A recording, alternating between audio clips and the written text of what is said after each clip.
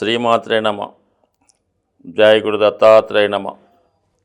ఈ వీడియోలో మనం వృశ్చిక రాశి వారికి జీవిత పర్యంతం అదృష్ట యోగాలు కావాలంటే ఏ విధంగా వారి యొక్క జీవితాన్ని ప్లాన్ చేసుకోవాలి, ఎవరిని నమ్మాలి, ఏ వ్యాపారం చేసుకోవాలి అన్న విషయాన్ని మనం పరిశీలిద్దాం. అలాగే అదృష్ట రత్నం, మరి కలిసి వచ్చే రంగులు, రోజులు ఇవన్నీ తెలుసుకునే ప్రయత్నం చేద్దాం. వృశ్చిక రాశికి సహజంగా రాశి చక్రంలో అది అష్టమ రాశి, అంటే రంధ్రస్థానం అంటారు.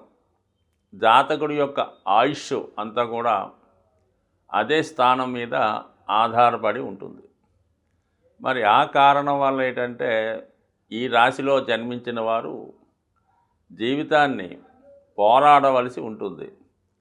ప్రతిదీ కూడా ఒక పోటీ తత్వంతో కష్టపడి సాధిస్తేనే తప్ప వారి జీవితంలో సాధించేదేమీ ఉండదు. ప్రతిదీ కూడా పోరాడుతూ తనను తాను రక్షించుకుంటూ ముందుకు వెళ్ళవలసి ఉంటుంది ఈ రాశిలో జన్మించిన వారి యొక్క జీవితం. సో ఇది ఈ విధంగా ఈ రాశిలో జన్మించిన వారి యొక్క జీవితం పోరాటంతో ఉంటుంది. రాష్ట్రాధిపతి కుజుడు కూడా మనకు అదే చెప్తూ ఉంటాడు.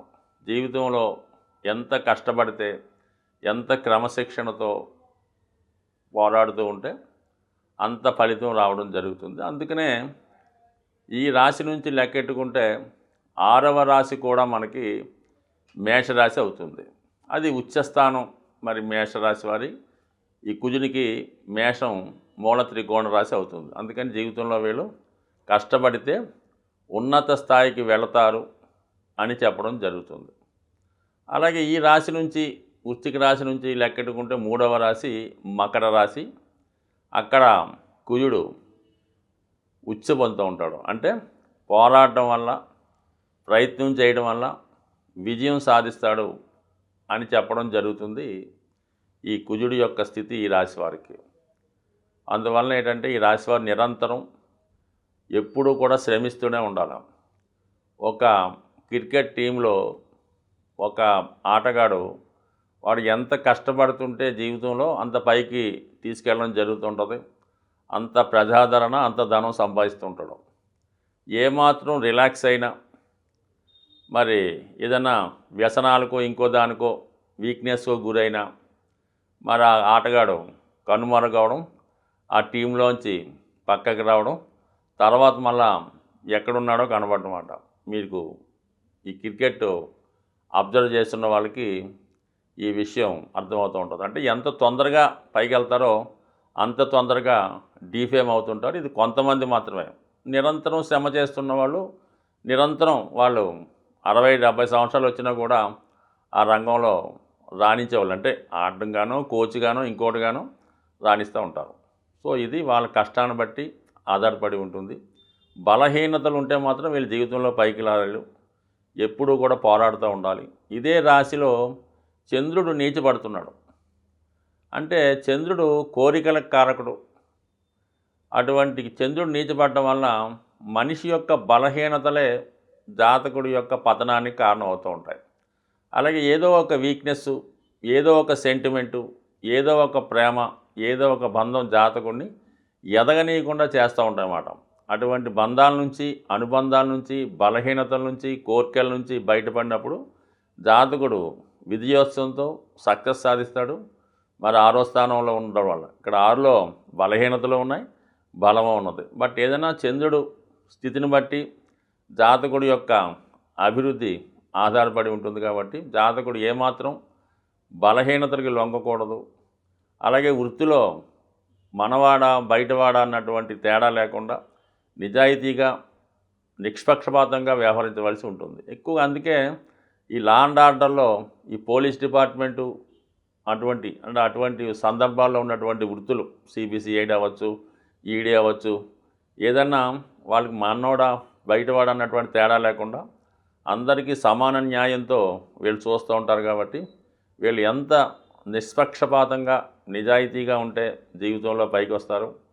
ఇదే రాశిలో జన్మించిన వారు అటు దేశ రక్షకులుగా, అలాగే మిలిటరీ డిపార్ట్మెంట్లోను, పోలీస్ డిపార్ట్మెంట్లోను, అలాగే యూనిఫారం వేసుకున్నటువంటి ప్రతి దాంట్లో కూడా వీళ్ళు కనబడుతుంటారు. అలాగే వైద్య వృత్తి, అలాగే ఈ ఫారెస్ట్ డిపార్ట్మెంటు, ఐపీఎస్ లాంటి వాళ్ళు ఈ రాశిలో చేరడం జరుగుతుంది. ఎందుకంటే వీళ్ళకి 10వ రాశి సింహరాశి, అది గవర్నమెంట్ రాశి. ఎక్కువ ఈ రాశిలో ఉన్నవాళ్ళు ఏంటంటే పోలీస్ డిపార్ట్మెంట్ అనగానే గవర్నమెంట్ సర్వీస్లో ఉంటారు. అంటే లా అండ్ ఆర్డరు, అటు రవి ఇటు కుజుడు. అంటే రవి అన్నది సోర్సు, అంటే ప్రభుత్వం. కుజుడు అన్నవాడు దాన్ని అమలుపరిచేవాడు, అంటే మామూలుగా అది వినియోగం మాట. అందుకని రెండు అగ్నితత్వ గ్రహాలయ్యే ఈ రెండు కూడా దశమ స్థానంలో దిగ్బలం పొందుతూ ఉంటాయన్నమాట. ఆ కారణం వల్ల ఒక విధంగా వృశ్చిక రాశి వాళ్ళు రాణించాలంటే దశమ స్థానం రవి బలంగా ఉండాలి. అప్పుడే వీళ్ళు రాణించగలుగుతూ ఉంటారు ఏ వృత్తిలోనైనా. సో అందువల్ల ఏంటంటే వీళ్ళు ఎక్కువగా సూర్యభగవాన్ని ఆరాధించడం, ఆదివారం నియమంగా ఉండడం, అలాగే తండ్రి గారిని, వాళ్ళ యొక్క బాస్ని, యజమాన్ని ఎంతగా వాళ్ళు నమ్మితే, ఎంతగా వారు చెప్పినట్టు నడుచుకుంటే వీళ్ళ జీవితంలో అంత పైకి రావడం జరుగుతూ ఉంటుంది. ఇక భాగ్యస్థానం అన్నది కర్కాటక రాశి అవుతుంది కాబట్టి అది మదర్ సంబంధించింది. ఒక విధంగా వీళ్ళు ఏదైనా పుణ్యక్షేత్రాలు దర్శించినప్పుడు, అలాగే సొంత ఊరు వెళ్ళడానికి ఎక్కువగా ఇష్టపడుతూ ఉంటారు అన్నమాట. సెలవులు ఏ వచ్చినా కూడా, ఎంత మిలిటరీలో ఎంత దేశంలో ఉన్నా సెలవులు వచ్చాయంటే సాధారణంగా పుట్టిన ప్రాంతానికి, సొంత ఊరికి మదర్ని అక్కడే వీళ్ళకి మనశ్శాంతి దొరుకుతూ ఉంటుంది. అక్కడే వీళ్ళు హ్యాపీగా ఉండగలుగుతూ ఉంటారు. అంటే ప్రతి యోధుడు, ప్రతి నాయకుడు, ప్రతి లీడరు కూడా మాతృస్థానంలోనే వారు చక్కగా ప్రశాంతంగా ఉండి అనుభవించగలరు అన్నమాట. తాళ్ళ యొక్క సంతోషాన్ని, ఆనందాన్ని అనుభవించగలరు. అందుకనే ఎక్కువ మంది యోధులు మాతృదేశం కోసం పోరాడి మరి మన భారతమైన పుణ్యభూమిని విదేశీయుల హస్తం నుంచి కాపాడడంలో ఎక్కువగా వృశ్చిక రాశి వారి యొక్క హస్తం కనబడుతుంటుంది. వీళ్ళు ఎక్కువగా గుర్తింపు రాకపోవడానికి కారణం అంటే చాలామంది ప్రాణత్యాగం చేశారు. ఆ పోరాటంలోనే గొప్ప గొప్ప యోధులంతా ఈ బ్రిటిష్ వారి యొక్క శిక్షకు లోనవడం జరిగింది. సో అందులో చాలామంది ప్రముఖులు ఉంటారు. ఏదైనా వీళ్ళు ఆత్మ బలిదానం చేయడం జరుగుతుంది. వాళ్ళ యొక్క నేమ్ అండ్ ఫేమ్ ఉన్నప్పుడు కూడా మొత్తం మీద మన భారతదేశం వంటి తల్లి వంటి దేశాన్ని మన భారతీయులకి అప్పచెప్పడంలో కానీ, దాన్ని స్వేచ్ఛగా వారి యొక్క కబంధాస్తాల నుంచి విడిపించడంలో ఈ వృశ్చిక రాశి, వృశ్చిక లగ్నంలో జన్మించిన వారు చాలా వరకు మనకి కనబడుతూ ఉంటారు. ఈ పురాణ ఇతిహాసాల్లో కూడా ఈ యొక్క వృశ్చిక రాశి యొక్క ఇంపార్టెన్స్ కనబడుతూ ఉంటుంది. సో ఏదైనా ఈ రాశిలో జన్మించిన వారు త్యాగమూర్తులై ఉంటారు.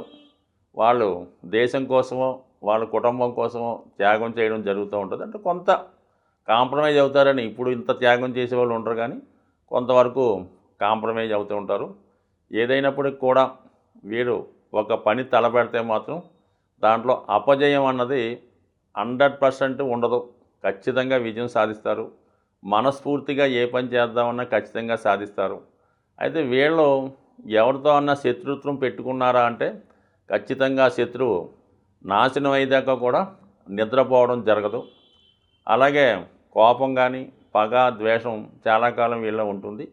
సాధ్యమైనంత వరకు అది తగ్గించుకొని కొద్దిగా మానవతామూర్తిగా వ్యవహరించినప్పుడు వాడి యొక్క ఆరోగ్యం కానీ ఇంకా అనుకూలంగా ఉండే అవకాశం ఉంది. ఈ రాశివారు కంపల్సరిగా కనక పుష్యరాగం అనే ఉంగరం వేసుకోవడం వల్ల పూర్వజన్మ పుణ్యం వల్ల సత్సంతానం కలిగి అదృష్టవంతులుగా మారుతారు. అలాగే కెంపు అనే ఉంగరం ధరించడం వల్ల ఉద్యోగంలో ఉన్న ఇబ్బందులు తొలగుతాయి, ఆరోగ్యం అనుకూలంగా ఉంటుంది. అలాగే ముత్యం అనే ఉంగరం ధరించడం వల్ల మనశ్శాంతిగా ఉండే అవకాశం ఉంది. బట్ సాధ్యమైనంత వరకు ఈ రాశిలో జన్మించినటువంటి మగవారు ముత్యం ఉంగరం ధరించకపోవడమే మంచిది. స్త్రీలు ధరించవచ్చు, అంటే ఈ స్త్రీలనే కాదు, ఏ రాశిలో జన్మించిన స్త్రీలైనా విధిగా వాళ్ళ యొక్క మాంగళ్యంలో ఈ పగడం ముత్యం కంపల్సరీగా ధరించవలసి ఉంటుంది. కామన్గా ఇది వాళ్ళకి ఏం వర్తించదు. స్త్రీలు వజ్రం కూడా ధరించవచ్చు, అలాగే ముత్యం, పగడం ఇవన్నీ కూడా వాళ్ళ యొక్క సౌభాగ్య చిహ్నాలుగా మనం భావించవచ్చు. కాబట్టి వాళ్ళకి ఏ ఉంగరం ధరించినా, ఏ ఆభరణం ధరించినా, వజ్ర వైడూర్యాలు ధరించినా, 7 వారాల నగలు ధరించినా అందులో అన్నీ వాళ్ళకి కలిసి వచ్చే అంశాలు కేవలం ఈ మగవారి విషయంలోనే కొన్ని ఉంగరాలు ధరించడం, ధరించకపోవడం ఉంటుంది. బట్ జాగ్రత్తగా ధరిస్తే మంచిది. వీళ్ళు ప్రతినిత్యం సూర్య నమస్కారం చేసుకోవడం, సాధ్యమైనంత వరకు మాంసాహారం భుజించకుండా ఉంటే మంచిది. ఇక దాని తర్వాత దాని సబార్డినేట్స్ అన్నీ కూడా మానేస్తే జీవితంలో చాలా మంచి అనుకూలత వచ్చే అవకాశం ఉంది. బట్ ఏదైనా ఈ వృశ్చిక రాశి వారి జీవితం పోరాడుతూ విజయం సాధించే అవకాశం ఉంటుంది. స్వస్తి.